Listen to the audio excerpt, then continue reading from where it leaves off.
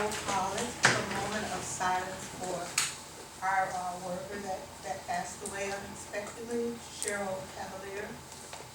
Let's have a moment of silence, please.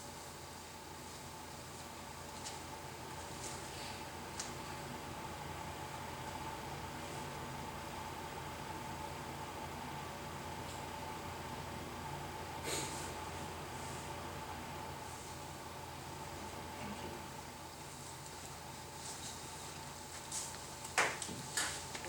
Well, One second, let me get there. Roll call sheet. Roll call, Ms. Carr, here. Ms. Clements, Here. Mr. Elliott, Here. Ms. Greene here, Ms. Smith, Here. all other members are absent. Meeting called to order. And at this time, we have public comments. Wanda Gibson. Good Good evening, everyone. afternoon. My name is Wanda Gibson, and I'm come up and I say I'm a member of the Friends of the Bellwood Library. What is the Friends of the Bellwood Library? We are a group that promotes public community interest in library functions, resources, and needs. The Friends raise money to support the services and programs of the Bellwood Public Library. We are a nonprofit organization whose sole mission is to help the Bellwood Public Library. We are cheerleaders for the Bellwood Public Library. We love our library. We are members of the United for Libraries, a division of the American Library Association, and I just want to read something from their website regarding Friends. Friends are very important and effective for libraries of all types. Friends are advocates by default.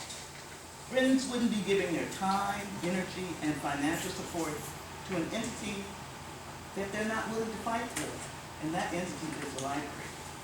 When the case needs to be made for your library, the group most able to step up to the plate is the Friends of the Library.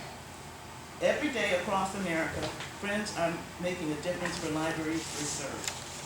Think about the most successful library you know and look behind the curtain. There you will probably find a friend working behind the scenes at City Hall, with the school, or academic administration, and in public at large, making sure that their library is strong, relevant, and well-funded. And we know in these times, public services are under attack. We want friends. So, saying that, we're having a membership drive. How did the Friends start? We're in this room, it says Arnie Bryan, Mr. Bryan, Ms. Wooten. They helped us start the Friends. We didn't know anything about what a friendship was, but they suggested, Bellwood Public Library needs a Friends group. And we came into being. The first members of the Friends of the Bellwood Library were the trustees. So in saying that, I have applications for your membership to join Friends. Trustees can be members of the Friends, they just cannot serve as officers. So also attached to this, I went to the website of the American Library Association and United for Libraries, and I pulled some information about the roles of the library trustee and the roles of the Friends Board attached to that. You can read that at your leisure. But here are applications for the board members to join the Friends. Thank you. And I also have, would it be okay if I handed out applications to anyone that's sitting here?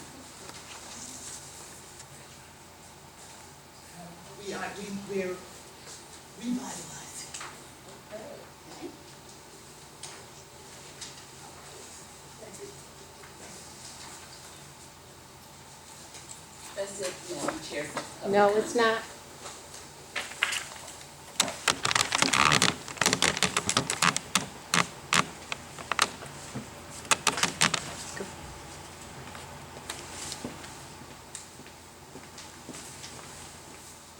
would you pass that to them? Next public comment, Madam Chair, is Mrs. Giles. The purpose of a board is to act as the governing body of a public body. You are representative of our library. One of the things that we wanted to say is that no one board member should be making decisions for the entire board. When we look at anything that you do, if you have one person that makes a decision, the public, it's going to be the whole board. So whatever one person does, you are responsible for it.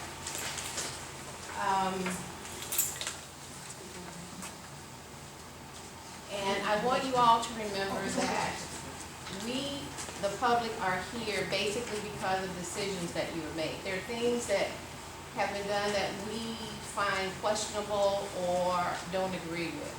One thing that I can say that was really great, I did notice that there was a posting for a job on the website, which beforehand was prohibited. We were never told the reason why. Can't think of any reason why. When the money was there for a much needed job. Okay.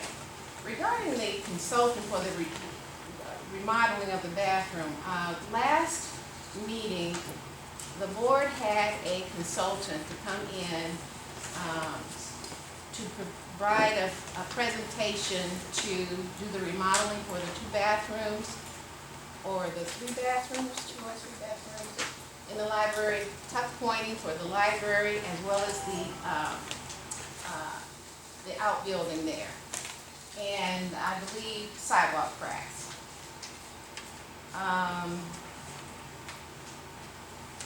I would like to know, that we would like to know, the public would like to know, why was the board prepared to engage a consultant? This is normally a job that you give to a,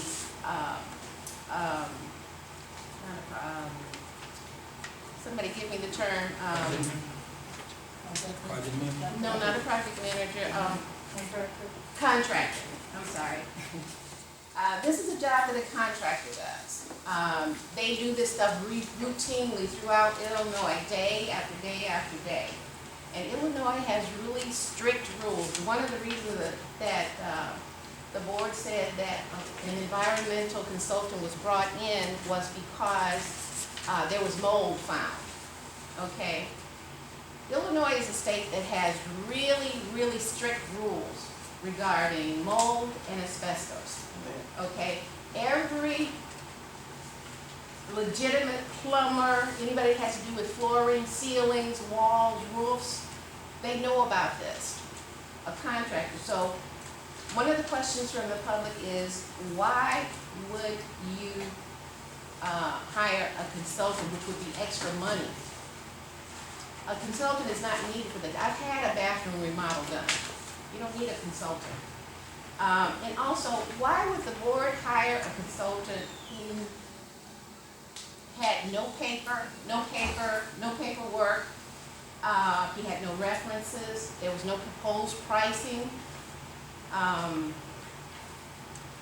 He gave the presentation, everything was, nothing was visual. He just basically talked, okay?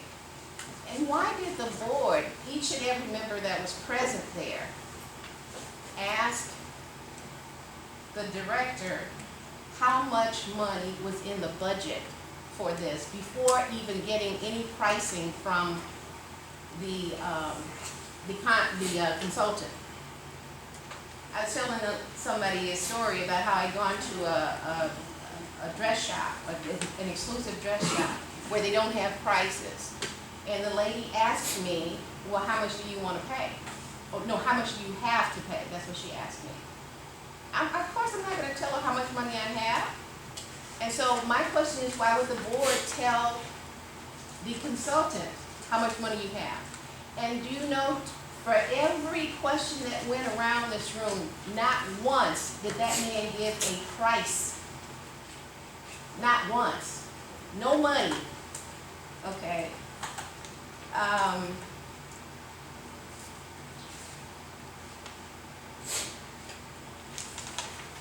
Okay, he does not need to do that.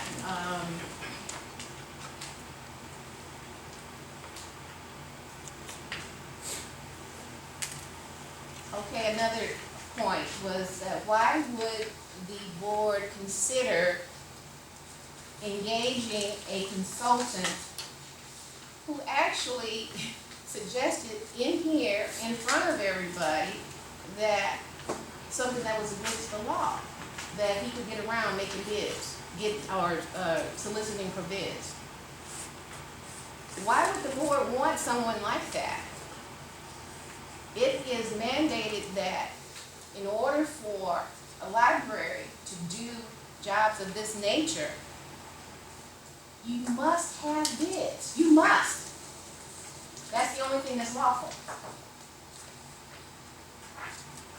Why would the board think of engaging a consultant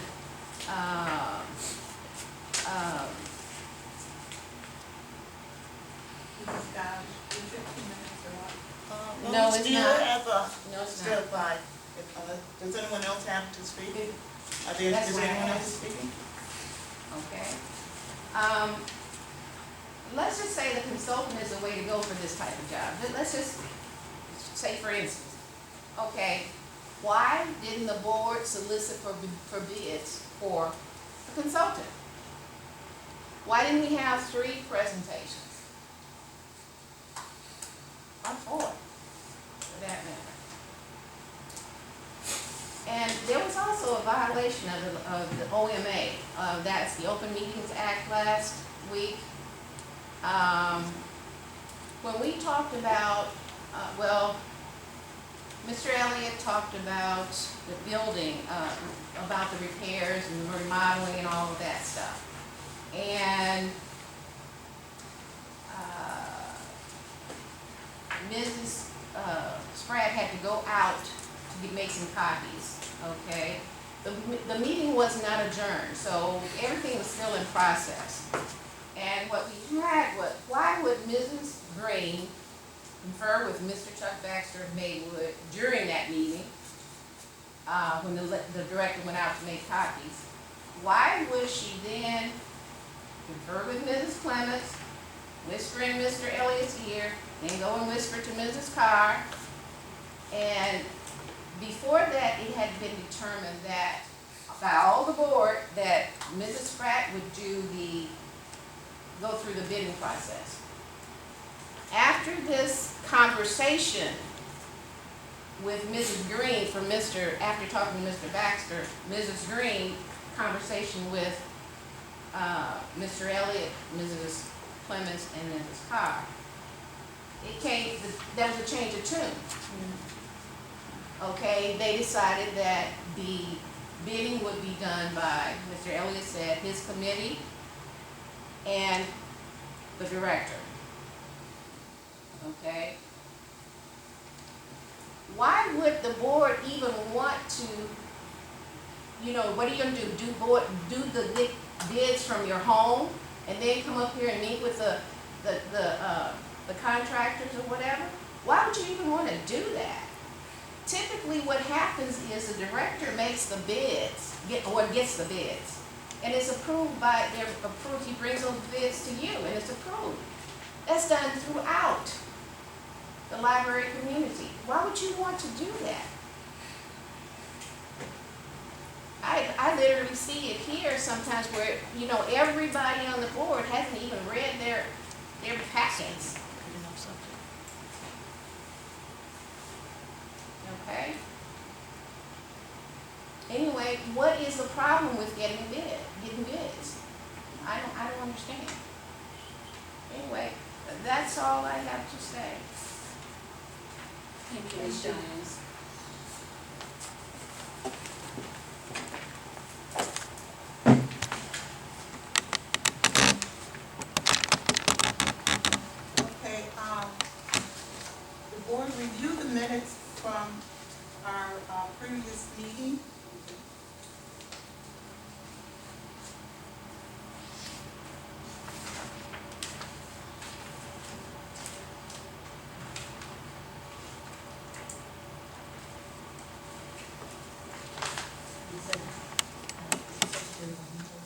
we're just gonna, do them, and if there's any changes, everybody, voice their changes, and then we'll, vote on approval. It's not necessary to read the minutes. As stated in the facts find, the board can also review the minutes and then vote on them. If possible, in the Robert's rules, of order, that it's not necessary to read the minutes if you choose. Excuse me, Ms. Clements. In the bylaws on the board, it says reading and approval of minutes of previous meetings. That's in our current bylaws that Ms. Greene gave us for 2010. It also states in the Robert Rules of Orders, Ms. Spratt, that if it desires, the board can ask for the minutes to be read and then can be without reading if necessary, and we can suspend that rule if we would like, and we would. Well, Your bylaws. Your bylaws. this is a board meeting, I'm it's sorry. not for question and answers of the friends. But why we can't read the public is, public, they're here to hear our minutes. Why can't we just Because read Ms. Pratt, she posts them, so why read them and They're post not them? posted, They're not posted. Yes, they're not supposed to get stay on. they're not posted until after they're approved. Approved. After we approve. After they're Okay. approved. And that's when they should be posted. Because if there's no changes, then friends can't make no changes. We're- We're not saying. You're not part, you I'm are sorry, not part but- of the board. It's I'm- the I'm whole excuse me. comment. I'm Thank sorry. you. Madam Chair, I know that you're not part of the board, but as board members who are elected by the community, we should read our minutes. If that's what they desire. Because they're not gonna be As posted. They don't know, I have the floor, please. As the board, if that's in our policy, we're supposed to abide by the policy. Okay. I understand what you're saying, Ms. It's Smith. out of respect for the I community. understand what you're saying, Ms. Smith, but this just came up, It's never been read before. right, it never was read before. We never had the community to come to our meetings before.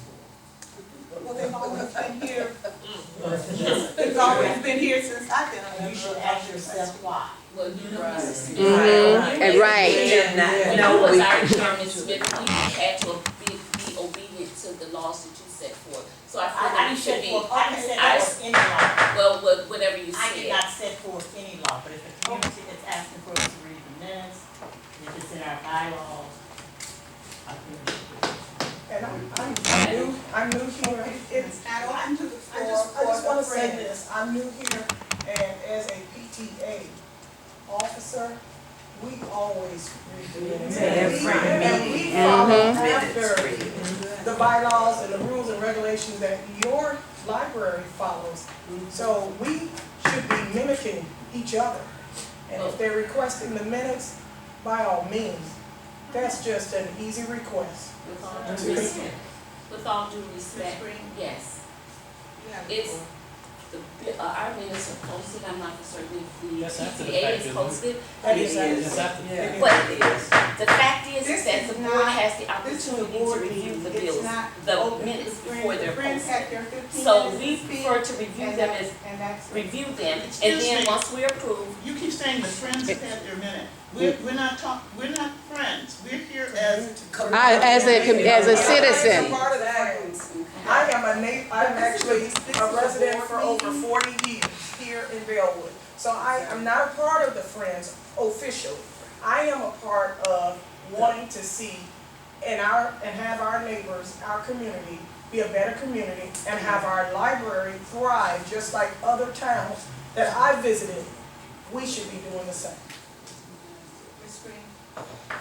I just don't see how reading the minutes without the board approving them first and having them posted for you would do anything about making the library a better library. I think we should proceed. They could have been reading by now. They argue over doing wrong. Okay, I know I'm out of order. All we as a community residents are asking elected officials to do is be transparent with us. We are here to do what we need to do. You need to give us what we need to know in order to do what we need to do. And reading the minutes is not taking anything away from your meeting or anything away from your business you are doing. And it's in your bylaws. I think when we read the minutes, we should have. I mean, the time we've spent going over not reading the minutes, it could have been read and done.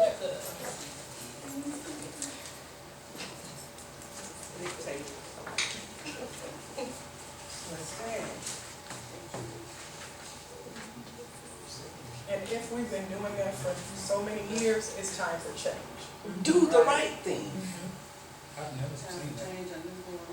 It's in your bylaws, and the bylaws trump the Robert Rules of Robert Order. Rules of Order, it does. The bylaws trump everything that goes on. Exactly. What are you hiding? Why can't you be transparent? Bylaws. Okay. Let's move on. Not gonna read? Dictatorship. How you not gonna read? That is not right. We should read. It's in your bylaws. These are people that put us in office. We should read. Exactly. Exactly. Nah, if you don't, the secretary's job is to read the minutes. The minutes should be read. I'm not being facetious, it's just the way it should be. It's the right. You never read That's the minutes right under thing your to do. leadership. It doesn't matter It doesn't matter what happened under Mrs. my leadership. Miss The Matthews, I public really has am come. talking to. The I public has understand come that, and but asked us to read the minutes. It's a part of a lot of things we haven't done when I was president. And We what- didn't pass the bylaws, we didn't pass the bylaws like we should have. If the community is asking us to read the minutes, we should read the minutes. Why not? What's wrong with it? What's wrong with it? I don't, read the minutes, Miss Smith. you're the secretary. If you I've never are you read my getting up minutes the position before. of secretary? I'm sure not, but Well, I've never so read them it's your before. job to read the minutes. You're the secretary. Mrs. Spratt was the, well, She under wasn't the supposed to, leadership, because You're a secretary, Ms. Greene. Mrs. Smith, I would not be reading the minutes. Well, will you allow someone else to do it? Right. Somebody else. That's not fair. Ms. Greene, I don't understand. If you're not gonna follow your bylaws, why have bylaws? Right, exactly. If the secretary don't want to do her job, allow somebody else to do it. Just that one thing. Okay, let's get a little order about this meeting. The Friends of the Library, this is the board meeting. This is not the Friends of the Library. I'm here as a citizen. We're the people that we're the position that you are in now. Okay, let's go on with the meeting. We'll be here all night, and I do not have all night to be here. Read the arguing minutes. With the public or any of the board members. Let's Oh, get you this don't have meeting time for the on. public. And the public I said arguing. Right. It wouldn't be an argument if you just complied and gave us a simple thing we are asking you for. It's very simple, and if Ms. Greene do not want to read them, allow somebody else to read them. But the secretary is supposed to read the minutes. And you are right. And if you are not doing your job, what are we supposed to feel? What are we supposed to think? How can we be supportive when you're sitting here telling us what you are not going to do? And it's your job. She just asked her to read the president. You're not gonna read No, I'm good. Even though the president asked you? Even though the president asked me to, and let me say this, for the secretary has never read the minutes. Mrs. Spratt has read the minutes from the time you started. I don't know what started this saying the president, it doesn't matter, Can she that's read who them was now? reading them. Can Of she course, read that's what them? we just said, Okay. someone else read them.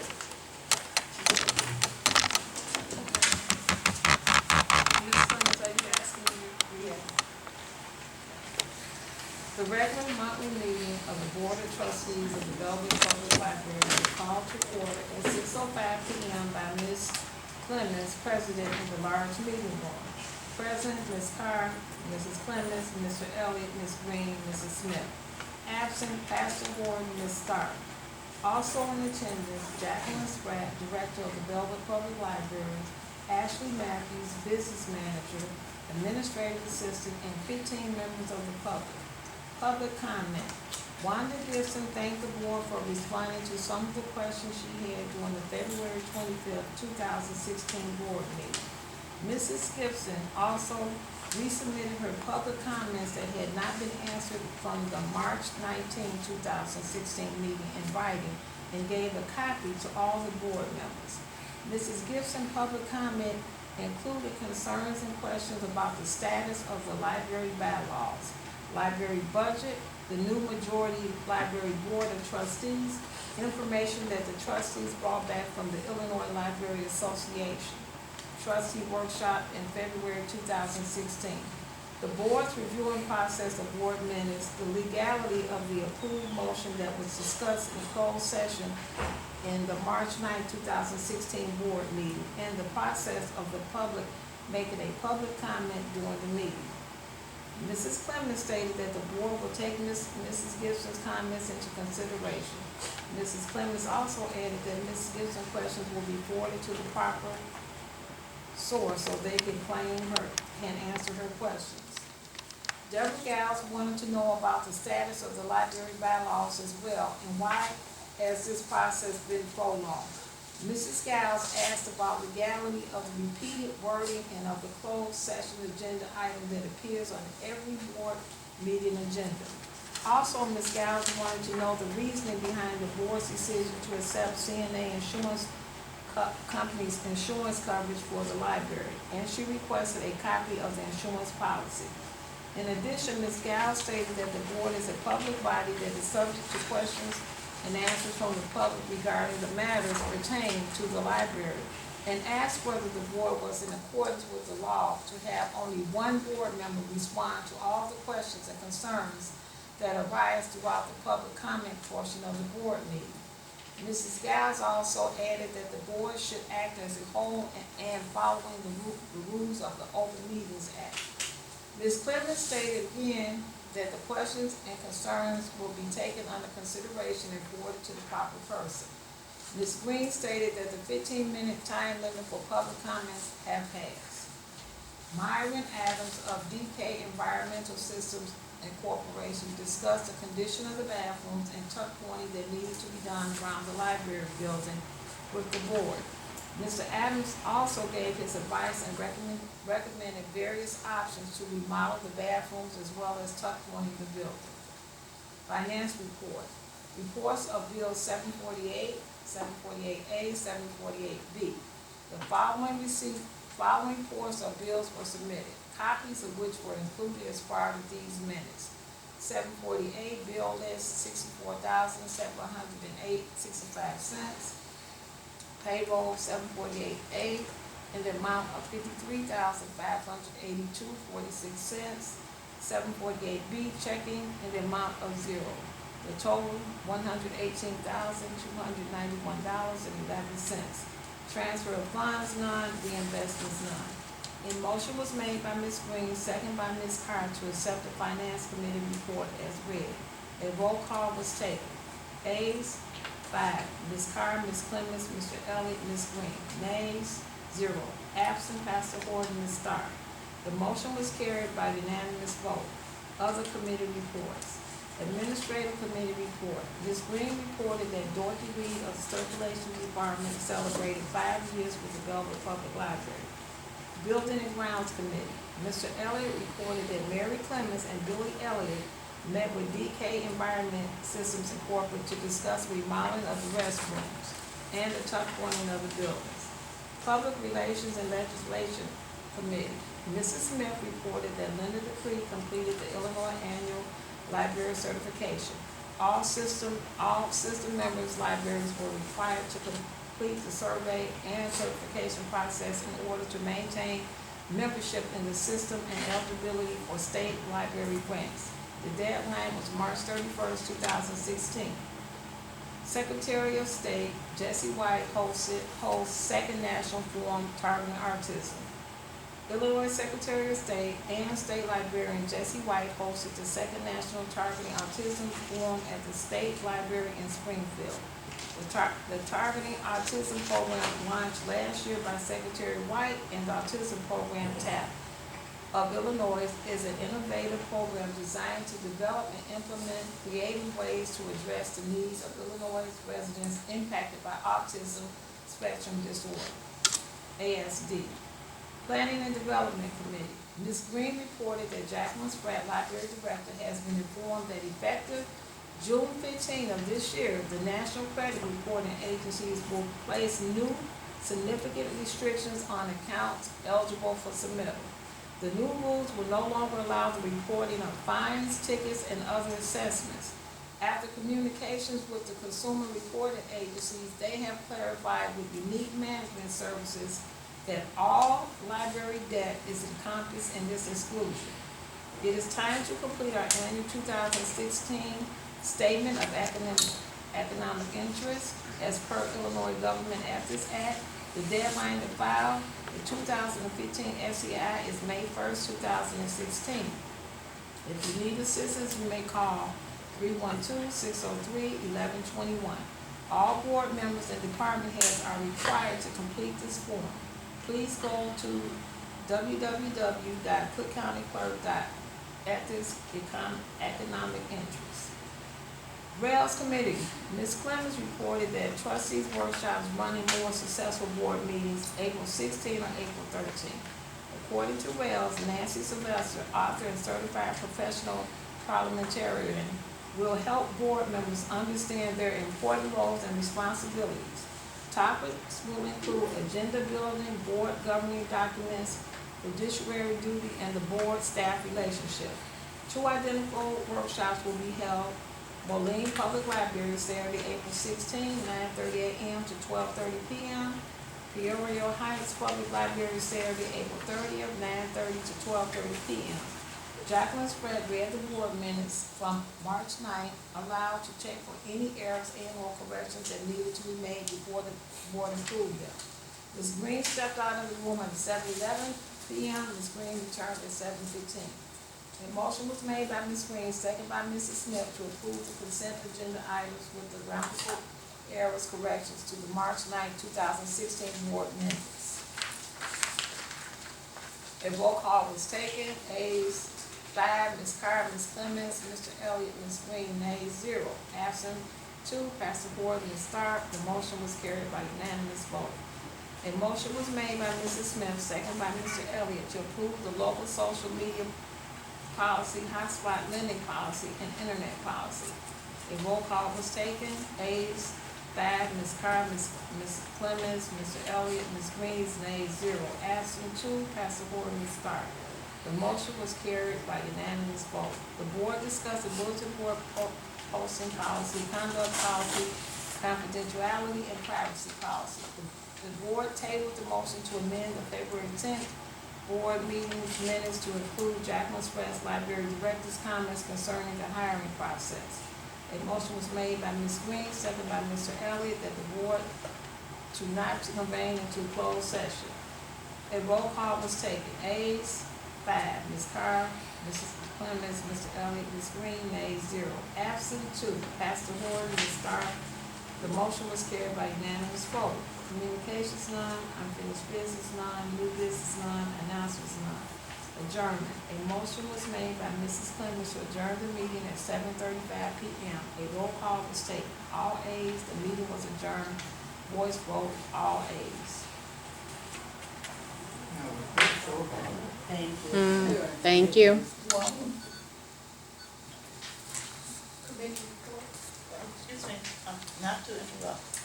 The minutes were read, the minutes have to be approved. Are there corrections? That's the secretary's job. The thing is that I understand my job as Ms. Gibson. What I'm actually, on our motion is for number 6. Have you seen our? Yeah, I see that. Okay, well, that's the way that's how our meeting is Okay. conducted. Thank you. Finance committee report. Yes. Your yellow copies. You're on 749, that's the salary. Are there any questions in regards to the bills that were paid out? bill list, I'm sorry, bill list, I apologize. 749 is the bill list. Are there any questions in regards to the bill list?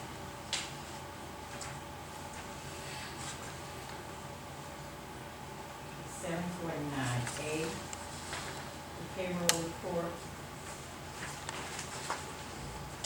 Any questions? 749B.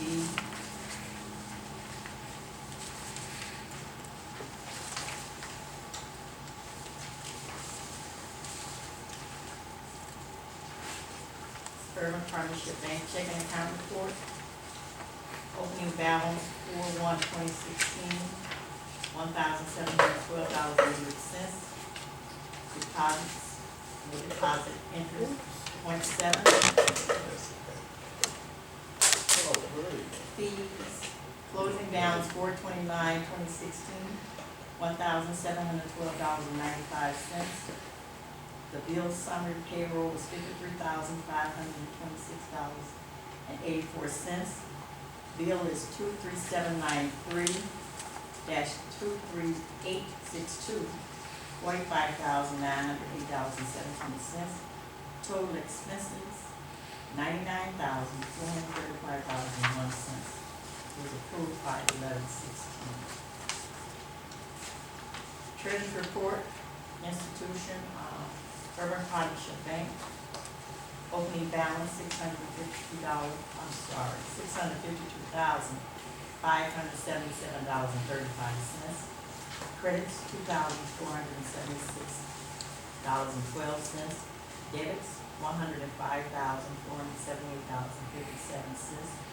Closing balance is $549,574.90. Urban Partnership Bank administrative checking is $1,000, opening balance is $1,712.88, credit 0.7, debit 0, closing balance $1,712.95. Urban Partnership Bank money market, opening balance is $134,824.69. Credits is $42.85, 0 debits. Closing balance $134,867.54. Illinois funds $656,669.04. Credits $157.12, debits 0. Closing balance $656,826.16. Total for opening balance is $1,445,783.96. Credits is $2,676.16. Debits is $105,478.57. Closing balance is $1,342,981.55. Certificates of deposit, Urban Partnership Bank, $105,000, $861.04. Seaway Bank and Trust Company, $129,127.55. BMO Harris Bank, $127, $640.93. Total, $362,637.52. Interest earned April 2016, Urban Partnership Bank, 0.7 cents. Urban Partnership Money Market, $42.85. Illinois Funds, $157.12. A grand total of $200.04. Respectfully submitted, Ms. Dorothy Smith, acting instead of Ms. J.D. Carr, treasurer. Motion to approve the finance committee report.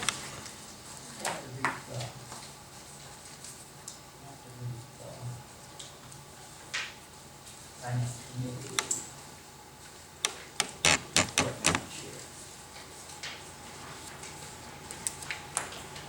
Oh, the annual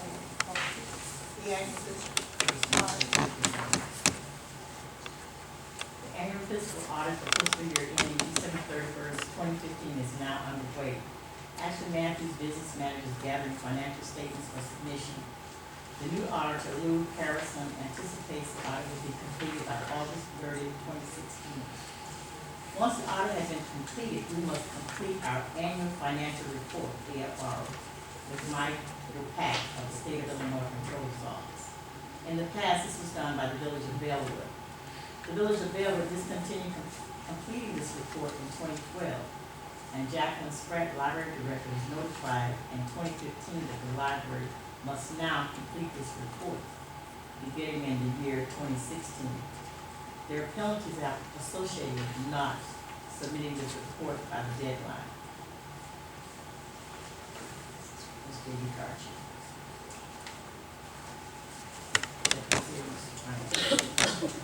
And a motion to approve the finance report. I have a question, Madam Chair, for the business manager.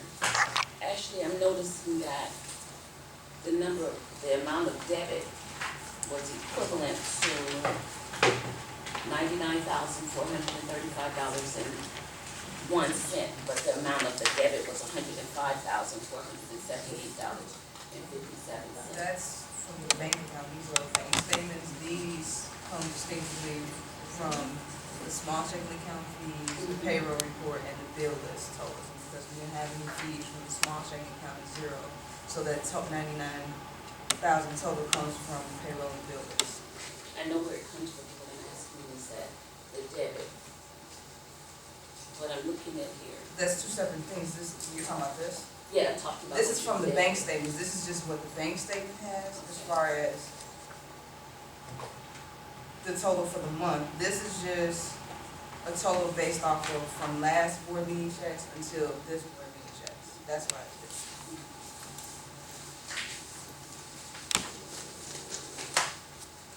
Is there any other questions?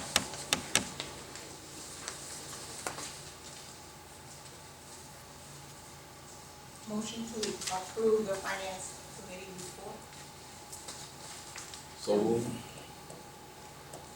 I'm sorry, So moved. second? It was moved by Pastor Horton, second by Ms. Carr. We have a roll call. Yes. Ms. Carr? Ms. Clements? Mr. Elliott? Ms. Greene, aye. Mr. Horton? Pastor Horton? Aye. Ms. Smith? Aye. Motion passed. And now we will have the administration committee report. Resignations. Jill Isley of the Youth Services Department has resigned to accept a full-time position. The new position is closer to her home and has a better benefit package than currently offered at Bellwood. This position has been posted. The Better Government Agency, in accordance with the Freedom of Information Act, the Better Government Agency requested an electronic copy of the annual payroll records. We responded to their request in a timely manner. In-service meeting. The library held a staff in-service meeting on Tuesday, April the 26th of 2016. The staff was cross-trained to work in other departments. The staff was also notified that they will begin receiving staff evaluations.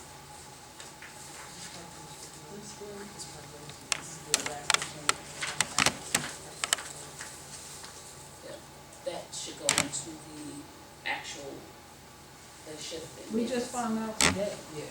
Okay. We'll postpone them until they're in the actual minutes. They're in the actual minutes. Well, what I tried to do was, Cheryl died yesterday, and we. Oh, I'm sorry. Cheryl Cavalieri, a longtime employee, and I do apologize, I didn't have any idea what this was. Cheryl Cavalieri, a longtime employee of the Bellwood Library, unexpectedly passed away May the 10th, 2016 in the evening.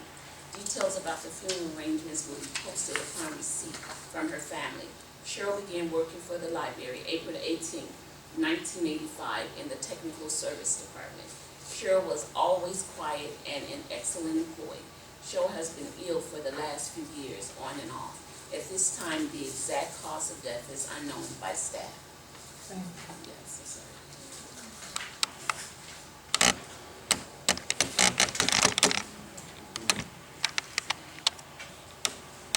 The Building and Grounds Committee, Mr. Elliott.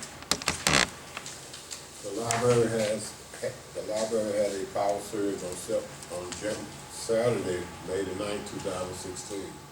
It's caused damage to our DVR and some of our cameras. Both has been repaired and are now in working order.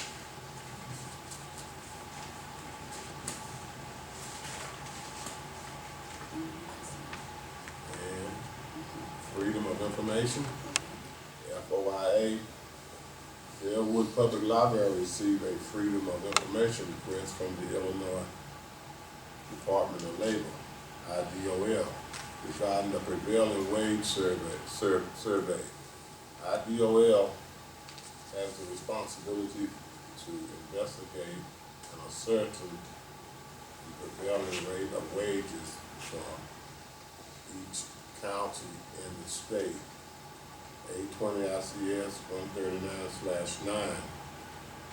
And our library was contacted as part of their effort to identify contractors and workers engaged in public works.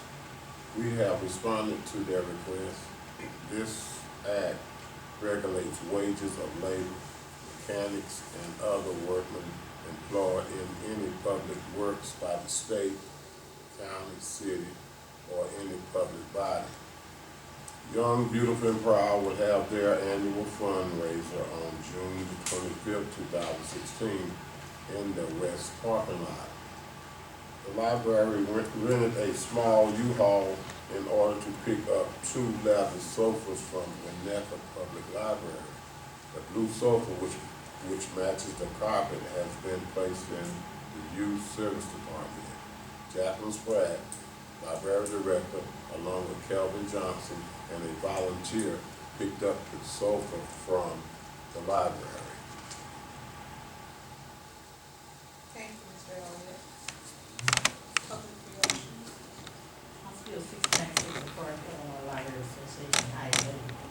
The Illinois House approves legislation that would impose tax cap on every non-home rule unit of local government and every school district in Illinois. The bills are permanently set, the tax cap of 0% above previous year's levy.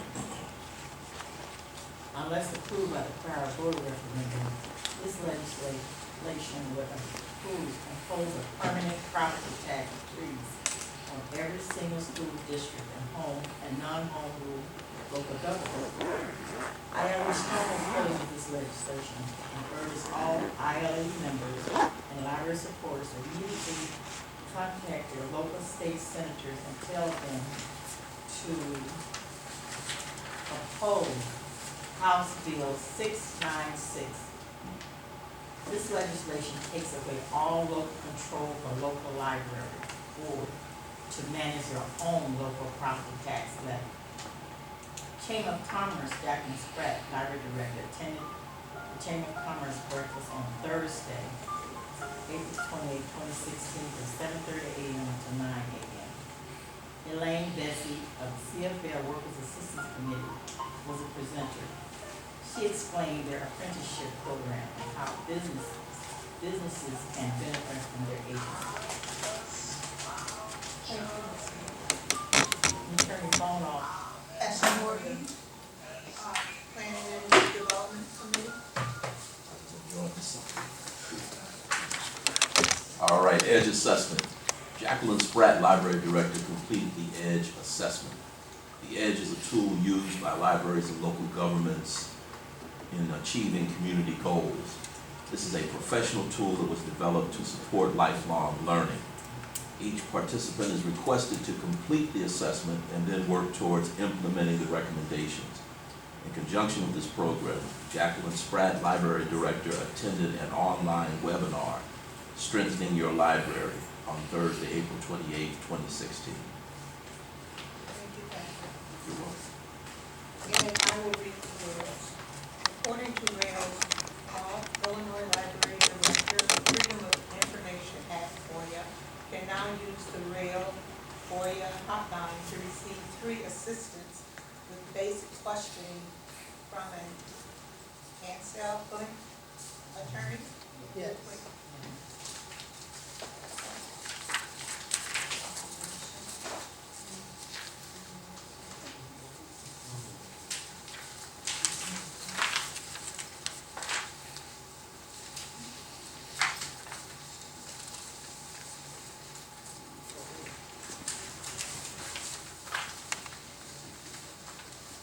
Now, we have a motion to approve the consent agenda items.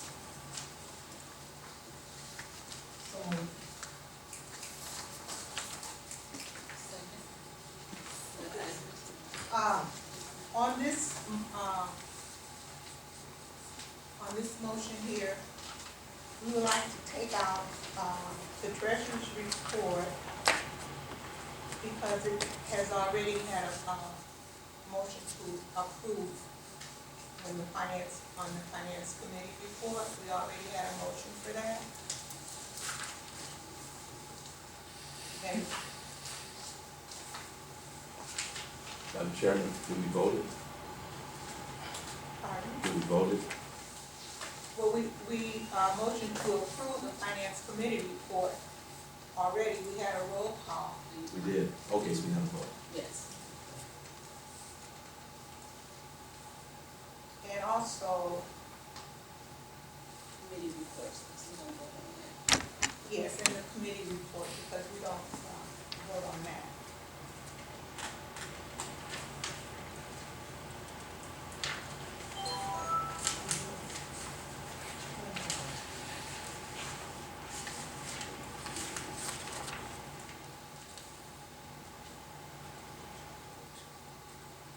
On the consent agenda, Yes, we do that, we do, Madam Chair. We do vote on committee report. what do we vote on? We're just discussing it. We've been doing this as part of our, consent agenda items. I can remember. Just because it was a part of it, just as you stated, it doesn't mean that's correct. You know, we don't vote on it, because we don't vote on anything that has to do with the When we're voting on committee what we reports. read to the community, we read it.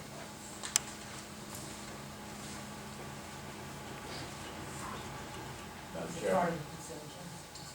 Pastor Wolf? if I can just make a comment, we could vote to receive it. We usually don't amend it, but I don't know. That is the committee reports. Do we vote on anything, Pastor Horton? Do we vote on anything for the consent agenda? Normally, it's just a reading of things that has taken place within those committees. For the committee reports. Right, we don't usually vote on anything. Well, the way the motion reads, motion to approve consent agenda items, Which includes. all of those things. So it would be to accept the committee reports and to accept the minutes as they have been reviewed. It says review and or revisions of. I don't know if we need to revisit how it's written. I was just looking at it when she mentioned that. I don't see where we do, but it's up to you, Madam Chair. I think the treasury report, we'll just remove that and leave the other part. This is up to the board as a whole. A motion to approve the consent agenda items, which include the revision of agenda, the minutes, reading out the treasurer's report and the committee. You say we'll do motion to keep the committee reports. If we're just approving that, we're not just approving it. You know, I said we're leaving out the treasurer's report, I know we're leaving out the treasure report. I understand that. and that was it. Okay. Sorry. Roll call. Yes. Ms. Carr? Ms. Clements? Aye. Mr. Elliott? Ms. Greene, aye. Ms. Pastor Horton? Aye. Ms. Smith? Aye. Motion passed.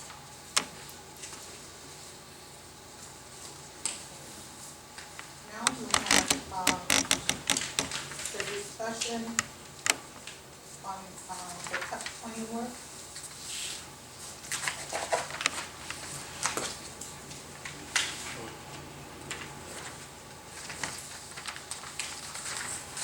Madam Chair? I didn't know that we had a motion to even go out for tuck pointing. I thought it was about the bathrooms.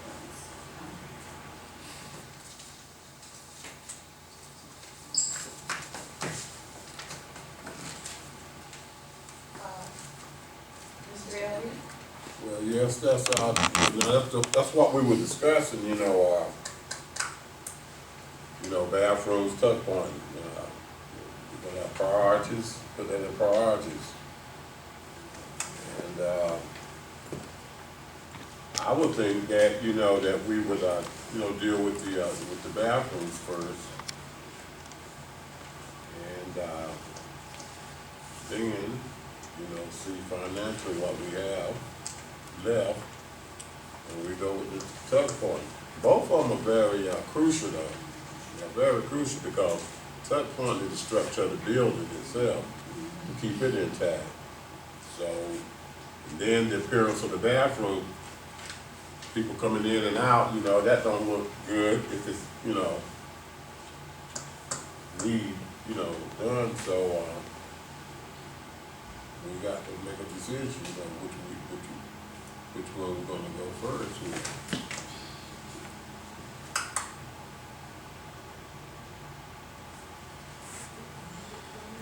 Maybe we'll be fortunate enough we can do both. Right. Okay, I see here that we have bids done for the tuck pointing. Last year, so bids. Well, I went out, I asked for 3 bids, and, the first bid is C.J. Rose, and, just to make mention that they all came from the Better Business Bureau. For C.J. Rose, he's talking about on this exterior building over here is $82.95 to really just redo the entire building. Now, with the bricks and everything. And Beloved, theirs is $8,600. Now, they also give a bid where they would just spot replace the brick, and that would be less money, but to really completely overhaul it is $8,600, and $82.95 from C.J. Rose, $8,600 from Lovett, and Midland, they only gave a bid for spot replacement. So it's up to the board if they want to have the work done, or which company they would like to go with. It would be my recommendation, to simply get the work repaired, just replace the bricks as needed and not just spot replace it, because you may be dealing with that problem again. There's a wall in the middle of that building that connects it to the adjoining business. So someone may have wondered why we just can't tear it down, but we use it for storage, and maybe eventually we may use it for another building. But any company you choose up here, they all have pretty good, they're all from the Better Business Bureau, they're all accredited. So anyone you choose would be good. Now, with the bathrooms, C.J. Rose, they're saying $42,975. Maybe if we let them do both projects, we might be able to get them to go down a little bit. But as it stands, we can have the bathrooms, all 4 bathrooms done, and the tuck pointing, if we don't choose the one for $63,500. How much is it tuck pointing? Well, if we get it completely redone, it's about $8,300 with the lowest bid. If we just get it patched up, the lowest bid is $57.30. Hey, Madam Chairman, can I say something? Now, So now with the tuck point, these estimates you have here, that we have here, does it include? You should have, it's on a sheet like this, Ms. Smith. Yeah, you have it. You got it. It should be just.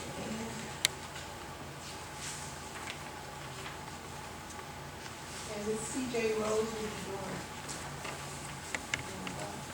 Yeah, excuse me, I was saying that with these estimates here, okay, with the tuck point, does that include the storage building too, everything, the storage? Yes. The storage building and the main building, the library? I think with C.J. Rose is just a storage building over there. It does not include the Library. No. But, yeah, it doesn't include I think the cracks around the library is around 2,600 or something like that. 2,600? It's under, yeah, it's under Roughly 3,000. ballpark what you're saying, right? Ballpark It's under figure. $3,000. Is that a complete job or not just past the That's spot? a complete job. But they're gonna charge extra for any replacement of the bricks that will be. All of them are saying that.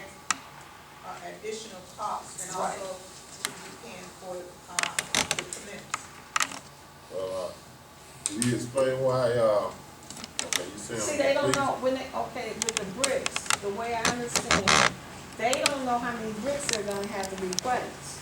So it's dependent on how many bricks, and they're not gonna know that until they actually start doing the work. But what I was, right, I hear that, but what I was thinking of is that, why is the storage, buildings so much for tuck point as opposed to the library, the main building, why is it so much more? Because that's a building that's in a worse repair. Remember, when Mr. Adams came, he was saying it was so unsafe that we should put a scaffold around that building. Because, that's the building over there with all of that broken, chipped up, brick and so forth, and what I think has happened over the years is because it's outside of the library, everyone has said, we're not gonna bother with that because it's not within the building, we'll do something else, and that's why it's in the condition it is now, because we keep saying it's not part of the library. But it's not safe. So that's the problem, is that if someone gets hurt over there, then we're gonna be liable for it because we know that problem exists. Did they come and inspect that, building? Did who come? Did the people get proposals? Yeah. Yes, they did. Because my here it says that, any extra cost will be added if it's not on the contract. Right, but we talk about the tough one and the best. This is The only other cost that they told me about was paying more for bricks. And if you look at the contracts, they actually say, one of the contractors says, well, if it's 50, we'll include 50 bricks, and another contractor says it's 100 bricks, or whatever, but, C.J. Rose is the only one that really said he would do, he'll do the whole job for this 82, or love it for 86, but he's $400 less. Can I suggest that we pull this item for the sake of Mr. Elliott speaking with him, because we don't know anything about bricks. I know you don't know anything about that type of repair, since he's the building and grounds person. I can, They can come out and talk to him, and he can ask about those Mr. Elliott, is additional that costs. agreeable? I mean, when would you like me to set that up? Because, we really need, I would like not to wait until the next board meeting, if it's possible. Can we do that this week? Are you giving him authority to choose a company, is that what you're saying? We've given him he's over the building and ground. What we want him to do is just make certain that he understands what's going on, so he can bring that to the board.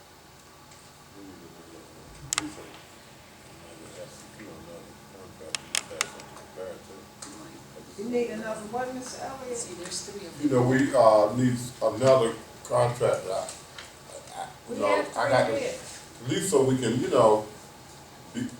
choose, and just not, see, at this point, it's right, some suggest 3, so we can choose, so, with just one, we don't have nothing to, to consider or look at, or none of that. Well, I just see C and J, I see C and J Rose and Son, I see their contract, and then I see A&A Buildings, and that's for the washroom. So we only have one really written out contract where they specify what they were gonna do for the tuck pointing. Yeah, love it and son. Oh, yes, I'm sorry. Okay, so we got, And Midland also. Midland masonry. I see something. Question, is this a complete, Madam Chair? Yes. Is this a complete tear out for the bathrooms? Yes, Complete, right, all 3. right. and again, what's the total number of bathrooms in the library? 4. So we're talking about 4 having work, all 4 doing? Well, I would recommend this, if we don't feel that we have enough money in the budget, I would recommend doing the tuck pointing and doing the 2 bathrooms, the public restrooms upstairs. And then if that goes well, then we can address the other 2 bathrooms. That way we would have the safety issue taken care of, as well as the public restrooms being upgraded.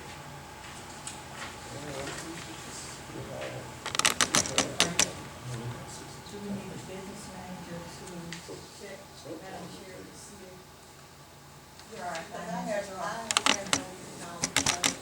So that's why they have Ms. Cordell, Yeah. building and grounds. What she's over that. She's the business manager, how would she know what to get repairs? I'm not talking about the explaining, I'm asking the chair, I'm asking the president of this board to check with the business manager to see if we could possibly do all 4. We have enough funds to do all 4. Well, excuse me, Ms. Smith, now this is where it comes in as to, how much we have in the building fund. Now looking at these figures here, We have enough money in the budget. If we go with if we go with CJ Rose, we can cover the 42,975, and we can cover the $8,600. We do have enough money in the building fund to do that. Is there any grants out here that we can apply for? Not only are there no grants for this, but the grant that we normally receive from the state, we may not receive it. I'm sorry. I said, there are no grants that I'm aware of, and the grant that we're supposed to receive from the state, we may not receive it. Because we awarded the grant, but, and that's for, it's not for the, work on the building, but the state is in such poor condition that this grant is already about 10 grand less than it was last year. So wouldn't that help, if we could get the grant? The grant, that money has already been, when you apply for the grant, you say, well, we have the money in the building fund. There's no question about the money. We have the money. There's no question about the money.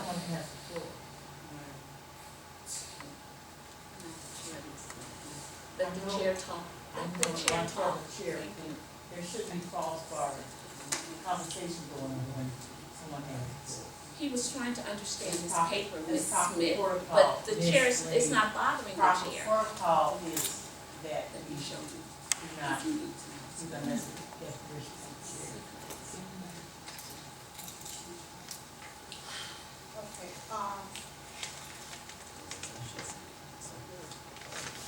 apparently we need further discussion on this cut point in that. I'm trying to, And you can always call a special meeting if you don't wanna wait until June. No, I'm just asking, what is it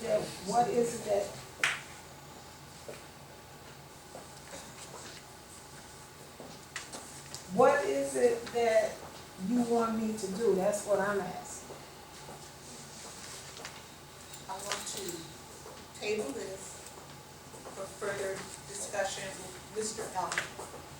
Just And Mr. Elliott? Well, the committee, Okay. we can call a special meeting and, vote on it and approve it. And what would Mr. Elliott do? Well, apparently, with Going around looking at the building to see what actually needs to be done? Mr. Elliott has done that, Mrs. Mary. So why are we putting I'm not sure, but like I said, Mr. Elliott had more questions, and we need to make sure that he is satisfied with the answers that he's getting, so he can fully understand what is going on. Like I said, we could table it and then have a special meeting and just vote on this tuck pointing before the next meeting. So pointing and the bathroom? And the bathroom. Well, on here it just says the tuck pointing. Ms. Carr, Didn't we originally say that Mr. Elliott and the committee would meet with these contractors so that he can ask the contractors questions and make sure that he is clear on what is done? And yeah, we then can bring it, present that's to the another board. thing too. I didn't ask them to come because I just thought we would have a discussion. But I mean, that might be, that way, they can address everyone's concern. Ms. Carr, Then, now, my question is, did you say that the tuck pointing did not, the tuck pointing estimate did not include the main building? Right, it does not. We got separate estimates because the work around the main building is not crucial. The crucial work is the exterior building over there, when it comes to the tuck points. Okay, so we would not include the tuck pointing for this building, Not in this right, project I at didn't all? put that, I didn't put that in there. They gave an estimate, but I didn't put that in there. So,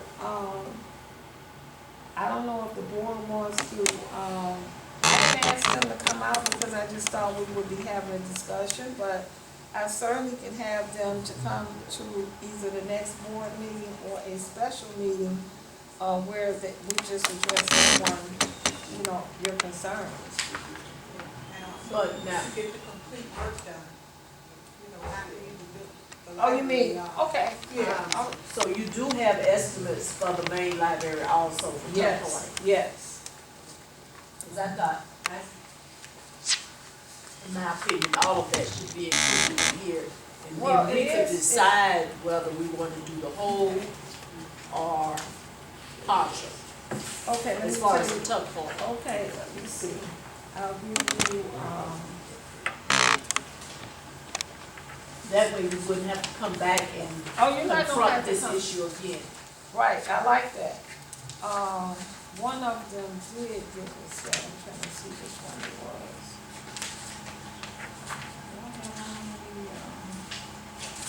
It was, CJ Rose, let's see.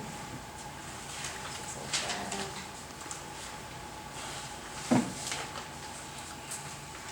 Because I was under the impression that we didn't have enough money, that you all didn't wanna spend all the money for that. It is in one of these contracts, let me just see what it is. What are you looking for, Ms. Ware? For the library itself, what the estimate was.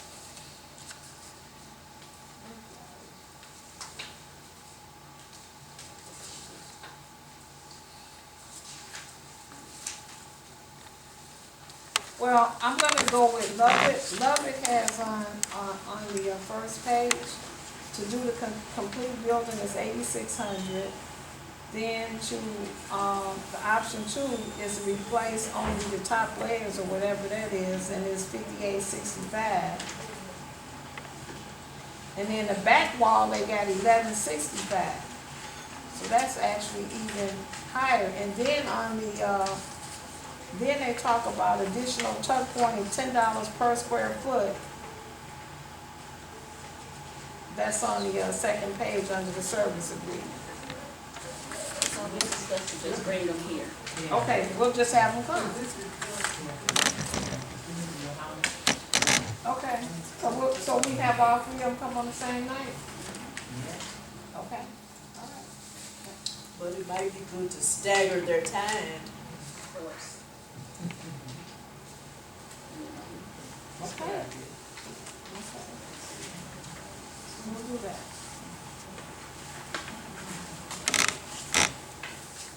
One can do their presentation in Savannah. So the motion here is to table number 7? Yes. Table it and invite the contractors in. Sure.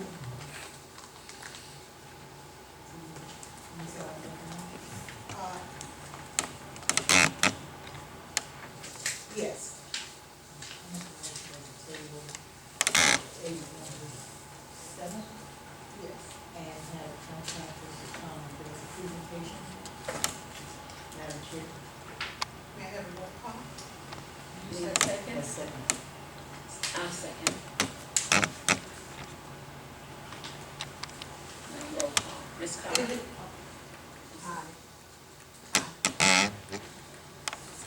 Aye. Mr. Elliott? Aye.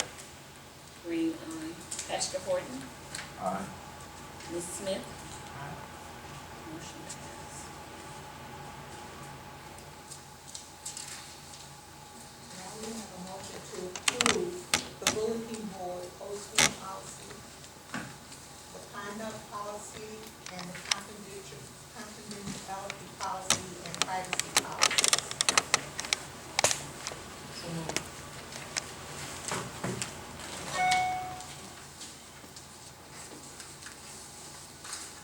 Second? It's been moved by Ms. Smith, second by Ms. Greene. May I have roll call? Ms. Carr? Ms. Clements? Aye. Mr. Elliott? Aye. Greene, aye. Pastor Horton? I'm gonna abstain because I have to. Ms. Smith? Aye.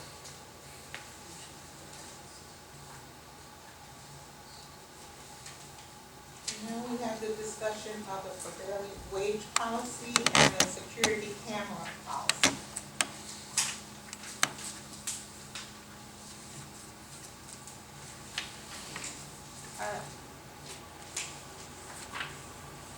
Yes, Ms. I just want to kind of talk about the prevailing wage policy because I know that may be something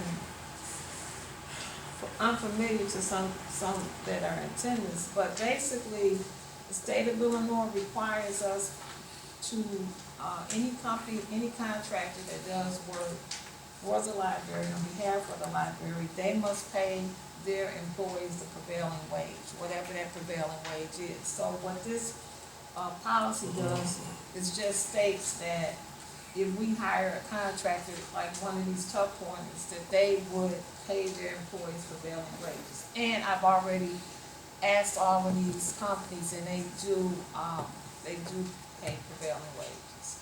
And in the Department of Labor,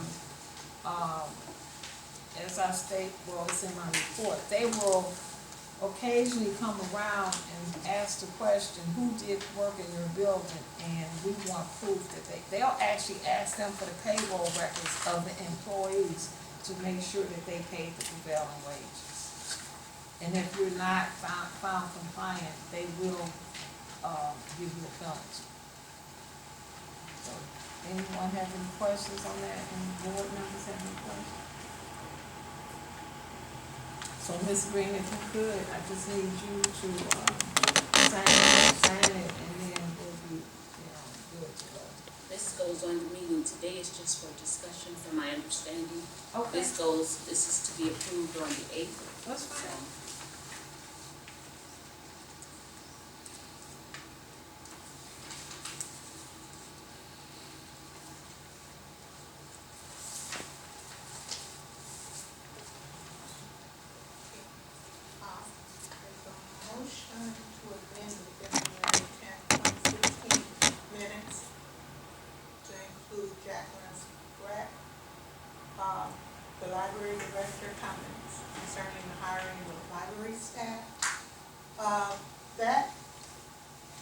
motion should be to, revise instead of amend.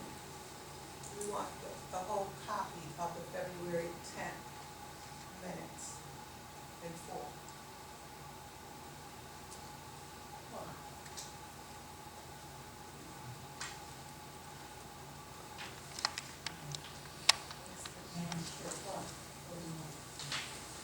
Because those minutes from the February 10th, board meeting was not complete. And we need the complete minutes from February the 10th, not amend minutes.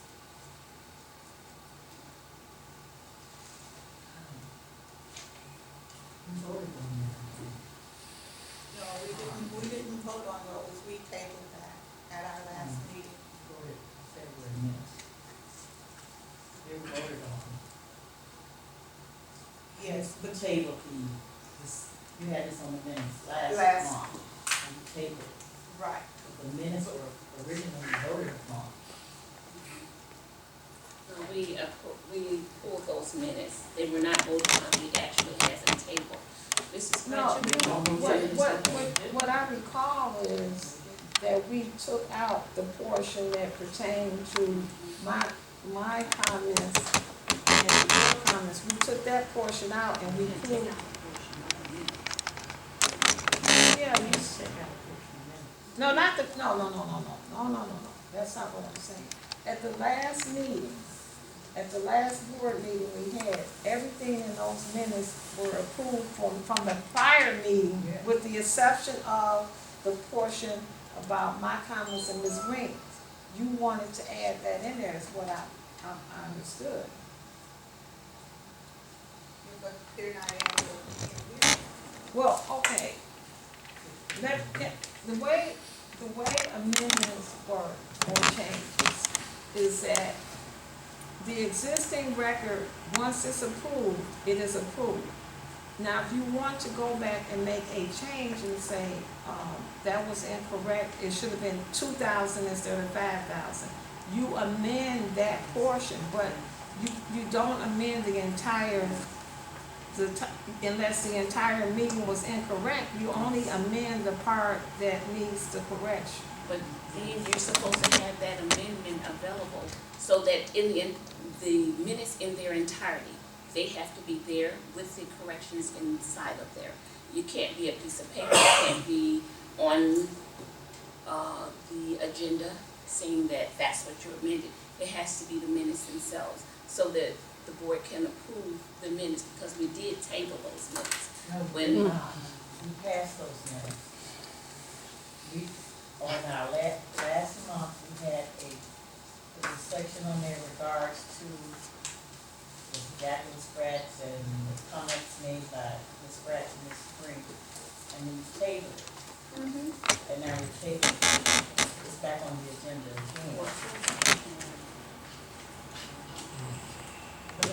So we need to. I would think in order to make sure that it is in its proper place, that we should have a copy to attach the two. A copy of the original minutes to attach Of that. February the 10th minutes. What? And attach that. Yeah, so what we're saying is, you just wanna, whatever correction we make, we're gonna put in the February 10th minutes. That's what we approved. Right. That's what the amendment would do. When we amend this, that's what's going to happen. Okay, so the board should be the amended copy also? If you want a copy of it, it's no problem. You just want us, and if I'm understanding you correctly, you want number 10 added to the February 10th board packet, the minutes, is that correct? That's what we're going to do, and then we are going to, if you want a copy of it, you can have a copy of it. That's what Can we have a copy of the original and a copy of what they want to put in there? Because I like to compare and contrast. Because we did vote to pass that. Well, can I suggest that while we're in closed session, Ashley, can you get that for them?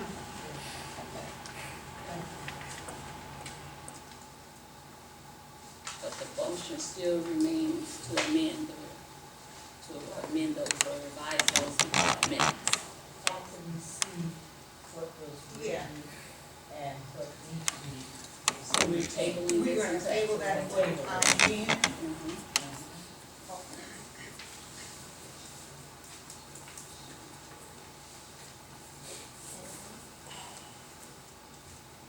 May I have a motion to table, the motion to amend the February 10th, 2016 minutes and call further notice? Motion. May I have a second? There was a motion by Ms. Greene, second by Ms. Carr. May I have a roll call? Ms. Carr? Aye. Ms. Clements? Aye. Mr. Elliott? Ms. Greene, aye. Pastor Horton? Aye. Ms. Smith? Table, right? Okay. Passed.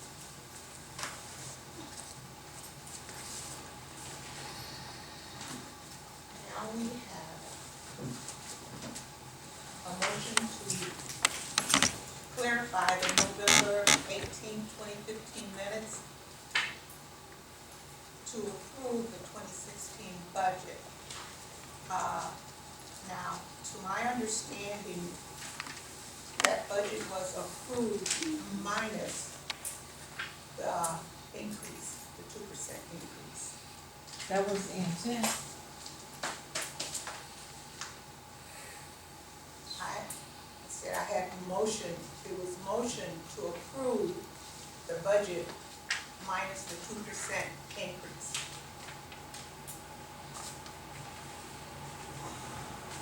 That was the motion, Madam Chair.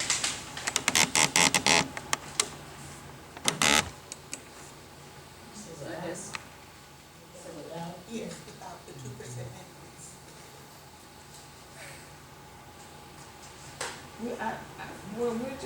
Are we just gonna make a motion to clarify that on November 18th, that the motion was clarified that the motion to approve the budget, we just need a motion to clarify that that budget was approved November 18th.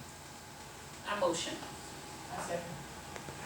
Motion by Ms. Reed, second by Ms. Smith, that the clarification of the November 18th, 2015 budget was approved without the 2% increase. Ms. Carr? Aye. Ms. Clements? Aye. Mr. Elliott? Aye. Ms. Greene, aye. Pastor Horton? Aye. Ms. Smith? Aye. Motion passed. Now we will have the librarian report. Jacqueline Spratt, Library Director, as requested by the Library Board of Trustees, has created an annual performance evaluation. The evaluation will be given out annually on each staff member anniversary date. Jacqueline Spratt, Library Director, recommends that all library staff and Board of Trustees submit receipts for travel expenses. Jacqueline Spratt, Library Director, attended the Public Library Association Conference in Denver, Colorado. Highlights of the sessions: designing space for people, not collections. This presentation discussed how one library had a shift in philosophy. Rather than designing the library for collections, it is now designed for people. The staff at this library constantly moves their furniture in order to accommodate their patrons' needs. By doing so, their library space has tripled. Another session: it happened in my town. Collaboration in crisis. This session discussed how the local library came to the aid of the community after a tornado destroyed lives, homes, and businesses. They turned a disaster into an opportunity by working with the community. Finally, get outside the lines, reintroducing your library to the community. This session discussed new innovative ways that libraries have reconnected with the community.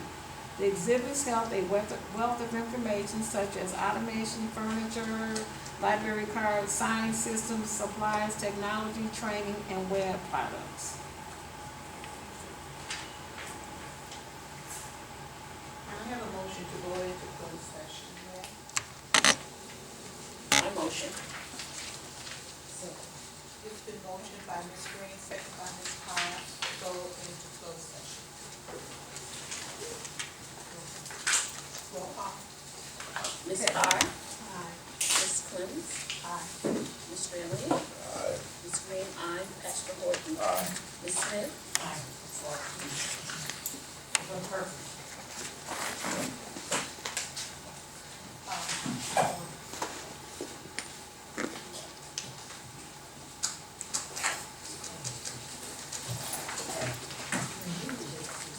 Mr. Elliott, Yes. oh, let me sign it.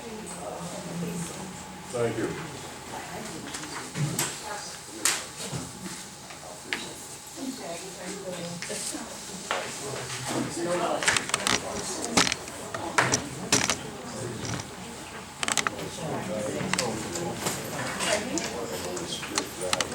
I don't look at it that way, but that's really what I'm saying.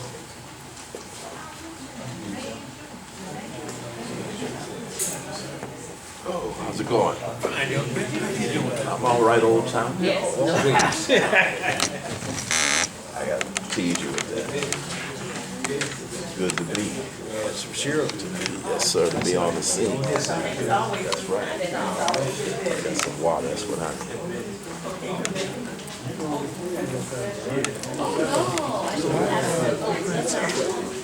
You know, man, I have not been in touch with him like I should. Turn it over to the, we joined the church over last Sunday. I had this, you weren't here when I invited the trustees to become members of the Friends. Okay. Okay.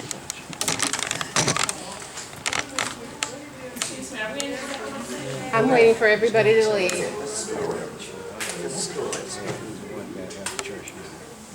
Are you doing closed session in here? Yeah, you have to step out. Did you want me to just hold on to? Porter's done a lot. Yeah. He has made a difference, yeah. I don't give up. Oh, yeah. I'll make an exception. Oh, yeah. I'll make an exception in your case. Oh, I just Smile. run up and down the road. What you're doing is in violation. Look, look, look, look, look.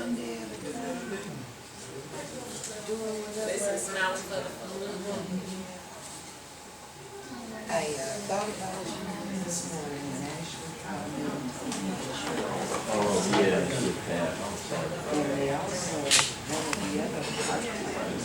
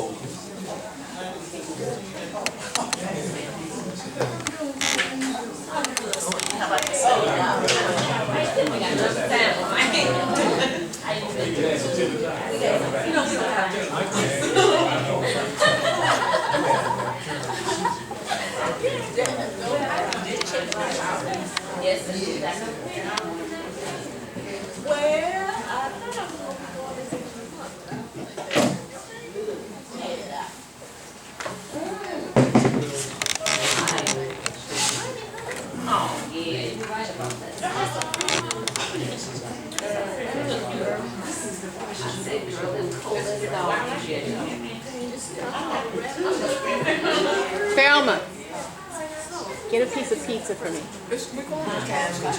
I know I got to go. I'm waiting for him to leave. Just passing information.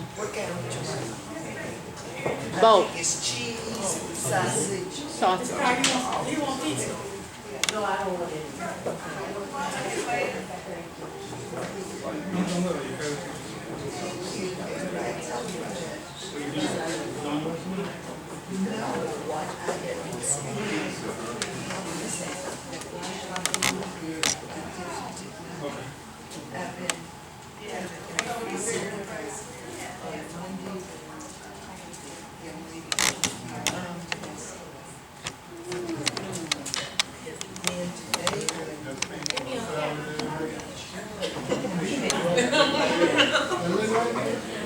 Give me a leg, give me a leg.